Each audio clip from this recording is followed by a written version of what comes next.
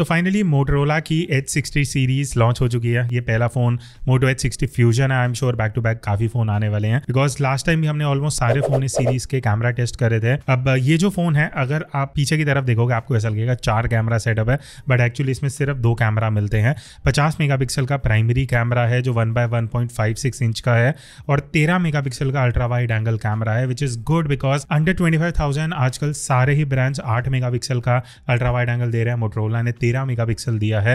Performance कैसा है उसकी बात हम आगे करेंगे। बाकी यहाँ पे एक ये तीसरा जो कैमरा है एक्चुअली 3-in-1 सेंसर है, जो कि RGB सेंसर है। उसके बाद इसमें एम्बिएंट लाइट सेंसर भी है और फ्लिकर रिडक्शन भी है। तो इन तीनों का प्रैक्टिकल क्या डिफरेंस आता है वो आपको सैंपल्स में देखने को मिलेगा। सबसे पहले 1x वाली जो फोटोज हैं उसका आउटपुट देख लेते हैं। अब यहाँ पे आप सैंपल्स देख सकते हो, हम एक एक करके सारी फोटोज दिखा देंगे। मुझे पर्सनली इसकी शार्पनेस काफी बढ़िया लगी, चाहे वो सेंटर में हो चाहे एजेस में हो।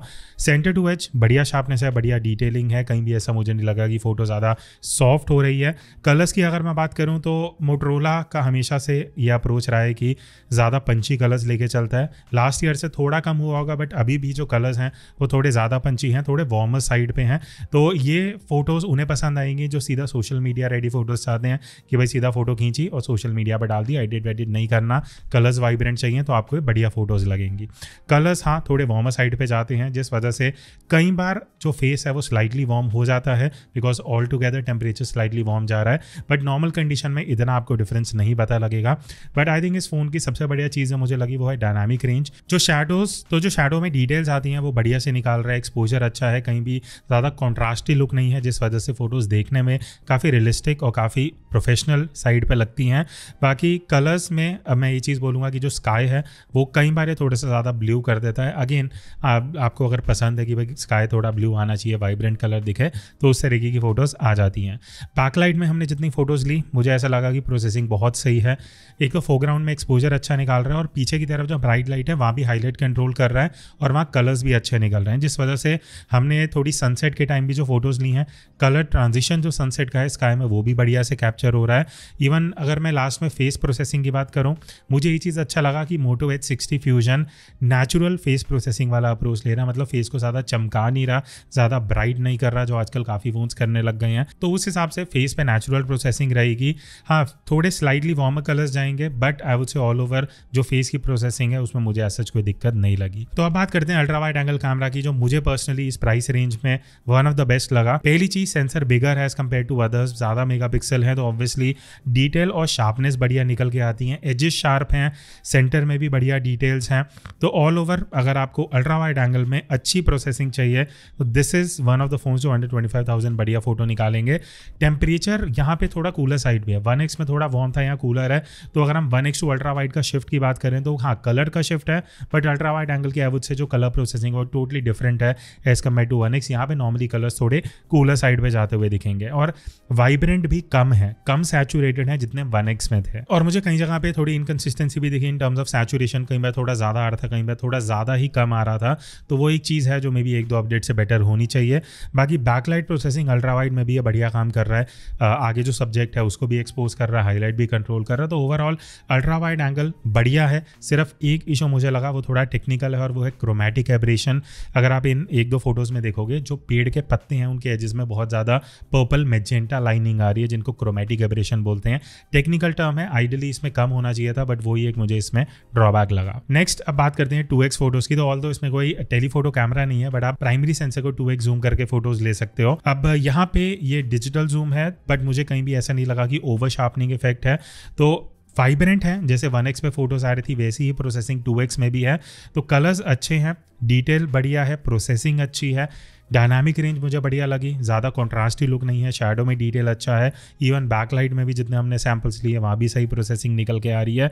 बस एक चीज़ है, स्किन थोड़ी सी सॉफ्ट हो जाती है, वो एक इसका ड्रॉबैक है, बट अदरवाइज कलर्स अच्छे हैं। All over I think 2x zoom को कंसिडर करते हुए बहुत बढ़िया डिटेल्स निकाल रहा है। अब आते हैं पोर्ट्रेट मोड पे। अब अगर आप बहुत रेगुलरली पोर्ट्रेट मोड में फोटो लेते हो, उस बेसिस पे अगर आप ये सैम्पल्स देखोगे, ब्लर नेचुरल है, एज डिटेक्शन मेरे हिसाब से बेटर हो सकता था, एज डिटेक्शन उतना अच्छा नहीं है कंसिडरिंग हम 21-22 हज़ार के फ़ोन की बात कर रहे हैं। कहीं कहीं जगह पे थोड़े बाल के एजेस अजीब से आ जाते हैं, कहीं बार चश्मा बढ़िया नहीं आ पाता, तो वो इनकन्सिस्टेंसी है इन टर्म्स ऑफ एज डिटेक्शन। बाकी उसके अलावा सारी चीज़ें बढ़िया है, फेस टोन अच्छा आता है, कहीं भी ज़्यादा वार्म या कूल होते हुए नहीं दिखा मुझे। डिटेलिंग अच्छी है, फेस में टेक्सचर बढ़िया आता है, फेस ज़्यादा सॉफ्ट भी नहीं है, ज़्यादा ओवर शार्पन भी नहीं है। और अगर हम थोड़े डिस्टेंस से भी 1x पे फोटोज़ ले रहे थे पोर्ट्रेट में, तो ये डिटेक्ट करके बढ़िया पोर्ट्रेट मोड दे रहा था। अब इसमें आपको 3 ऑप्शंस मिलती हैं जब आप पोर्ट्रेट मोड में फोटोज़ लेने के लिए जाओगे। एक 1x है, एक 35mm है, एक 50 है, बेसिकली 1x, 1.5x और 2x। तो तीनों में आप जाके पोर्ट्रेट मोड में फोटोज़ ले सकते हो। और 1x के बाद ऑब्वियसली ये डिजिटल क्रॉप है। बाकी अगर हाई रेजोल्यूशन मेगापिक्सल की बात करते हैं तो सिर्फ 1x में आपको 50 मेगापिक्सल मिलता है, जहाँ पे डायनामिक रेंज अच्छा है, प्रोसेसिंग बढ़िया है। थोड़ा सा ओवर शार्पनिंग वाला इफेक्ट आपको लगेगा, बिकॉज नॉर्मली 50 मेगापिक्सल मोड में जो फोन्स हैं वो फोटोज इतनी ओवर शार्पन नहीं करते।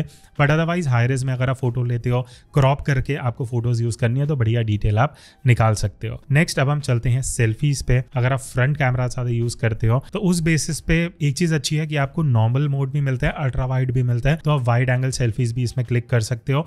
मुझे हाईलाइट कंट्रोल इसका काफी सही लगा जब मैं यहाँ कुछ सेल्फीज भी ले रहा था इधर बालकनी में भी, जहाँ एक साइड से ब्राइट लाइट आ रही थी। कंट्रोल बहुत अच्छा कर रहा है, ओवर एक्सपोज नहीं कर रहा, तो डायनामिक रेंज अच्छा है। फेस की टोन बहुत एक्यूरेट है, मुझे इतना ज़्यादा फ्लक्चुएशन नहीं दिखा टोन में। बस ये है कि फेस उतना ब्राइट नहीं करता जितना आप यूज टू हो गए आजकल के फ़ोन से, बिकॉज आजकल सेल्फी कैमरास थोड़े फेस को ज़्यादा चमकाते हैं, ये वो चीज़ नहीं करता, थोड़ा नॉर्मल साइड पे रखता है। बाकी पोर्ट्रेट में भी जितने सेल्फीज लिए वहाँ पे एज डिटेक्शन अच्छा है, और अल्ट्रा वाइड में आप पोर्ट्रेट फोटोज ले सकते हो जो वाइड एंगल सेल्फीज आती हैं। बस मुझे लगा कि कहीं ना कहीं पोर्ट्रेट मोड में स्किन थोड़ा सा पिंक साइड पे जा रहा था, नॉर्मल मोड में ये चीज़ नहीं थी। अब अगर मैं आउटपुट की बात करूँ लो लाइट में, तो फोटोज़ पर्सनली मुझे काफ़ी सही लगी। मतलब आप easily under 25,000 you can say कि ये बेस्ट आउटपुट निकाल के दे रहा है इन terms of dynamic range, exposure, even जो कलर्स हैं वो काफ़ी सही हैं, ज़्यादा पंची भी नहीं है, ज़्यादा कम साइड पे भी नहीं है।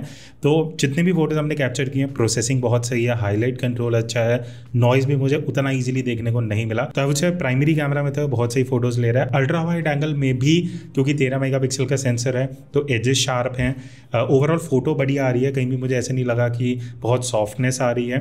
13 मेगापिक्सल के हिसाब से कंसिडरिंग ये 21-22 हज़ार का फ़ोन है, बहुत बड़ी अल्ट्रा वाइड एंगल में भी फोटोज़ है, highlight control, colours, dynamic range सब बहुत सही है। तो ओवरऑल लो लाइट परफॉर्मेंस इसका काफ़ी इंप्रेसिव है। तो अब हम 4K वीडियो शूट कर रहे हैं, 4K 30 FPS का ऑप्शन रहता है। अभी जो सनलाइट है वो मेरे इस साइड से आ रही है, एक डायरेक्शनल लाइट है, तो वो एक आपको आइडिया लगेगा कि अभी टाइम हो रहा है शाम के 5 बज रहे हैं, तो उस हिसाब से लाइटिंग है। एक बार बैक लाइट भी देख लेते हैं, बिकॉज अगर आप आउटडोर शूट कर रहे हो तो काफ़ी डिफरेंट लाइटिंग रहती है।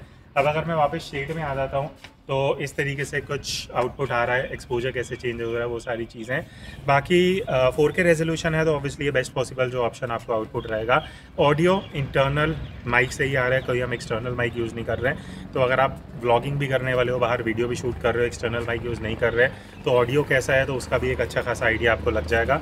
बाकी यही है, और हमने डिफरेंट सिचुएशन में काफ़ी सैम्पल लिए हैं, तो एक बार उसके बारे में डिटेल में बात करते हैं। अच्छा, अब कई लोगों का ये भी क्वेश्चन रहता है कि 1080p में कैसा क्वालिटी है, उसकी भी बात करें तो यहाँ से आपको आइडिया लग जाएगा। 1080p 60 FPS का क्योंकि ऑप्शन है, तो वो अगर आप कम रेजोल्यूशन में ज़्यादा FPS में शूट करते हो तो क्या डिफरेंस है, क्या क्वालिटी आ रही है। ऑब्वियसली 4K से कंपैरेटिवली 1080p उतना बढ़िया नहीं है, बट स्टिल अगर आप 1080p में ज़्यादा शूट करते हो, इससे एक आपको फेयर आइडिया लग जाएगा। अच्छा, तो अब बात करते हैं वीडियो के परफॉर्मेंस की। पहला चीज़, इसमें स्लाइटली क्रॉप है। 4K 30 FPS पे हमने मोस्टली सैम्पल शूट करे हैं। कलर्स की अगर मैं बात करूँ, जो फोटो में पंची अप्रोच था, वीडियो में वो नहीं है, जो मुझे पर्सनली अच्छा लगा। बिकॉज वीडियो में अगर कोई फ़ोन बहुत ज़्यादा पंची कलर देता है वो उतने बढ़िया नहीं लगते, तो ये अप्रोच बहुत अच्छा है Moto H50 Fusion का कि टुवर्ड्स नेचुरल कलर्स हैं, ज़्यादा पंची नहीं है। एंड अगर मैं ओवरऑल कॉन्ट्रास्ट की बात करूं तो ज़्यादा कॉन्ट्रास्टी फुटेज भी नहीं है, जहाँ पे शैडोज़ में अच्छा एक्सपोजर है, अच्छी डिटेल है, और dynamic range all over video में बढ़िया निकल के आता है। तो मैं पर्सनली इस फ़ोन के वीडियो प्रोसेसिंग से काफ़ी इंप्रेस्ड हूँ। डिटेल अच्छी है, शार्पनेस बढ़िया है, और एक चीज़ आप नोटिस करना, जो उस्मान का शर्ट है वो ब्लैक, और वो एक्चुअली ब्लैक रजिस्टर हो रहा है। वीडियो में कहीं कहीं फ़ोन उसको थोड़ा मेजेंटा साइड पर लेके जाते हैं, जो यहाँ पे नहीं है। बाकी बैकलाइट में भी जितने हमने वीडियो फुटेज शूट करे वहाँ भी बढ़िया काम कर रहा है, कहीं भी सब्जेक्ट को डार्क नहीं कर रहा, हाईलाइट भी अच्छा है, शैडो भी अच्छा है अगर हम बैकलाइट में शूट करते हैं। स्टेबलाइजेशन की अगर मैं बात करूं तो स्टेबलाइजेशन इज गुड, हल्के जिटर्स कहीं कहीं दिखेंगे, बट स्टेबलाइजेशन प्राइस के हिसाब से बढ़िया है, बट स्टेबलाइजेशन में एक सबसे बड़ा बग जो इस फ़ोन में है, 1x में भी, आगे अल्ट्रा वाइड में भी बात करेंगे, कहीं कहीं जगह पे पता नहीं फॉर सम स्ट्रेंज रीज़न ये स्टेबलाइज करता ही नहीं है। 10 में से 2 वीडियो ऐसी रहेंगी जिसमें स्टेबलाइजेशन काम ही नहीं करेगा, तो वो एक मेजर इशू है इस फ़ोन के साथ, ठीक है। अदरवाइज प्रोसेसिंग बहुत सही है। नेक्स्ट अब हम बात करते हैं अल्ट्रा वाइड एंगल वीडियोस की। अब अल्ट्रा वाइड में Moto H60 फ्यूजन में सबसे बड़ा बेनिफिट आपको मिलता है कि 4K रेजोल्यूशन है, जो इस बजट के फोन्स में हार्डली कोई देता है। नॉर्मली हमें 1080p का ही आउटपुट मिलता है, बट यहाँ पे 4K आप अल्ट्रा वाइड में अचीव कर पा रहे हो, which is a very good thing. बाकी अभी मैं फ्रंट लाइटिंग पे हूँ, तो वो एक आपको आइडिया लग जाएगा। ऑडियो फ़ोन से आ रहा है, अगर मैं थोड़ा साइड लाइटिंग में आता हूँ तो वो कैसा एडजस्ट हो रहा है, एक्सपोजर कैसा है, और क्योंकि हल्की सी येलो वार्म लाइट है, क्योंकि अभी सनसेट का टाइम हो रहा है, तो वो एक आइडिया आपको लगेगा। बाकी यहाँ थोड़ा ग्रीन्स और रेड्स है फ्रेम में, तो अगर हम कलर्स की भी बात करें अल्ट्रा वाइड एंगल में, होपफुली इससे थोड़ा आइडिया लगेगा। बट डिटेल में बात करने के लिए हमने और बहुत सैंपल लिए हैं, उसको एनालाइज करते हैं। सबसे बढ़िया चीज़ आपको 21-22 हज़ार रुपये में 4K वीडियो मिल रहा है अल्ट्रा वाइड में, जो हार्डली अब कोई नया फ़ोन दे रहा है, तो उस तरीके से टेक्निकली बहुत स्ट्रॉन्ग फ़ोन है। बाकी अगर मैं क्वालिटी की बात करूँ, अगेन कलर्स उतने वाइब्रेंट नहीं हैं, बट मुझे वो अप्रोच अच्छी लगी बिकॉज सटल कलर्स हैं, तो मैं एडिटिंग में अपने हिसाब से भी अगर एडजस्ट करना चाहता हूँ मैं कर सकता हूँ। स्टेबलाइजेशन अच्छा है, बट वही चीज़ है, 10 में से 2-3 फुटेज में स्टेबलाइजेशन एकदम गायब हो सकती है, जिस वजह से बहुत की फुटेज आ सकती है। बाकी लेस कॉन्ट्रास्टी है, इजी टू एडिट है बिकॉज शैडो में अच्छी इन्फॉर्मेशन मिल जाती है, तो कहीं ना कहीं डायनामिक रेंज बढ़िया है। और एक्सपोजर फ्लक्चुएशन मुझे थोड़ा बैकलाइट में नोटिस हुआ, जब हम थोड़ा मूव कर रहे थे फ्रेम इधर उधर, तो वो एक्सपोजर थोड़ा फ्लक्चुएट होते हुए दिखा।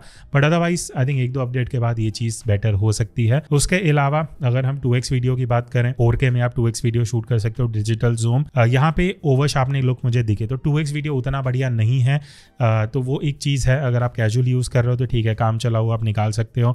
हाईलाइट कंट्रोल अच्छा है, स्टेबलाइजेशन अच्छा है 2x में, एक आध क्लिप्स अगर आप अपनी वीडियो में 2x की डालना चाहते हो यूजेबल आप निकाल सकते हो। नेक्स्ट अब मैं बात करता हूँ फ्रंट वीडियो की। तो अभी मैं फ्रंट कैमरा का सेल्फी वीडियो टेस्ट कर रहा हूँ, तो अगर आप इंडोर वीडियोस भी बनाते हो या फ्रंट कैमरा ज़्यादा यूज़ करना है, एक major difference in terms of resolution ये है कि Moto H60 फ्यूजन में मुझे इस प्राइस में 4K वीडियो मिल रहा है, जो नॉर्मली 125,000 बहुत कम फ़ोन देते हैं, तो वो एक सबसे बड़ा प्लस पॉइंट है। और अगर इस तरीके से मैं अंदर से अभी बालकनी की तरफ आया हूँ, तो पहली चीज़ तो हाईलाइट कंट्रोल कैसा है, स्किन में कलर्स कैसे हैं। दूसरा चीज़ डायनामिक रेंज, बिकॉज मेरे एग्जैक्टली इधर पीछे सनसेट हो रहा है, ठीक है, सन है पीछे की तरफ, तो अगर आप आउटडोर भी वीडियो कर रहे हो, डायनामिक रेंज वगैरह देखनी है, कलर्स कैसे हैं, ऑडियो तो दोनों की स्विच होती रहेगी, तो आपको एक आइडिया पता लग जाएगा। बाकी इस तरीके से अगर मैं वापस बाहर से अंदर को जा रहा हूँ, तो एक्सपोजर कैसे शिफ्ट हो रहा है, कौन बेटर डायनामिक रेंज निकाल पा रहा है इतनी एक्सट्रीम कंडीशन में। तो अभी आपने फ्रंट वीडियो मेरा देखा होगा सैंपल। पहली चीज़ 4K है, अगेन इस प्राइस रेंज में बहुत कम फोन्स हैं जो 4K में फ्रंट वीडियो देते हैं। मुझे ऑल ओवर हाईलाइट कंट्रोल काफ़ी इंप्रेसिव लगा, शार्पनेस अच्छी है, बैकलाइट में भी जो मैंने सैंपल शूट किया तो बढ़िया हाईलाइट कंट्रोल कर रहा था, तो ऑल ओवर फ्रंट कैमरा के हिसाब से भी 4K बढ़िया फुटेज आप निकाल सकते हो। अब लो लाइट वीडियो में इसका हाईलाइट कंट्रोल काफ़ी इंप्रेसिव है, इवन मुझे नॉइज बहुत ईजिली नोटिस नहीं हुआ कंसिडरिंग जिस प्राइस रेंज में फ़ोन है, तो अच्छा परफॉर्म कर रहा है। लो लाइट अच्छा है, हाईलाइट अच्छे से मेंटेन कर रहा है, कलर्स भी बढ़िया हैं, डायनामिक रेंज, तो ऑल इन ऑल 1x में अगर आप ज़्यादा लो लाइट वीडियो शूट करते हो, बहुत बढ़िया वीडियोस आपको मिल जाएंगी। अल्ट्रा वाइड एंगल में हाईलाइट कंट्रोल सबसे स्ट्रॉन्ग पॉइंट लगा मुझे इसका, प्लस क्योंकि ये 13 मेगापिक्सल का कैमरा है, तो नॉइज़ भी उतना ईजिली नहीं दे रहा, क्योंकि बिगर सेंसर है, तो ओवरऑल एक्सपोजर भी अच्छा है, और ओवरऑल अल्ट्रा वाइड में भी बढ़िया वीडियोस आप निकाल सकते हो। टेलीफोटो में 2x में डिजिटल जूम में बस थोड़ा नॉइस ईजिली आ जाता है, वो एक चीज़ है, बट अगेन हम जिस बजट के फ़ोन की बात कर रहे हैं उस हिसाब से आप बढ़िया वीडियो निकाल पाओगे। तो एंड में क्वेश्चन आता है कि क्या अगर आप 21-22 हज़ार का बजट लेके चल रहे हो तो क्या आपको ये फ़ोन में इन्वेस्ट करना चाहिए? मेरा मानना ये है कि अगर मैं 25,000 का भी बजट लेके चलता हूँ, this is one of the best camera options. क्यों? बिकॉज डिटेल बहुत अच्छी है, 1x कैमरा अच्छा है, ultra wide is main thing, because अब अंडर 25,000 आपको 13 मेगापिक्सल अल्ट्रा वाइड बहुत रेयर मिलते हैं, तो वो एक चीज़ है जो इसमें आपको अल्ट्रा वाइड में 4K वीडियो भी देता है, सैम्पल्स भी बढ़िया निकाल रहा है, फ्रंट में 4K है, तो I think a very good camera option under 25,000। बाकी अब इसका कैमरा कंपैरिजन आपको किसके साथ चाहिए वो कमेंट्स में बता देना, हम प्लान कर लेंगे। सो दैट्स इट, मिलते हैं नेक्स्ट वीडियो में, तब तक take care and keep clicking.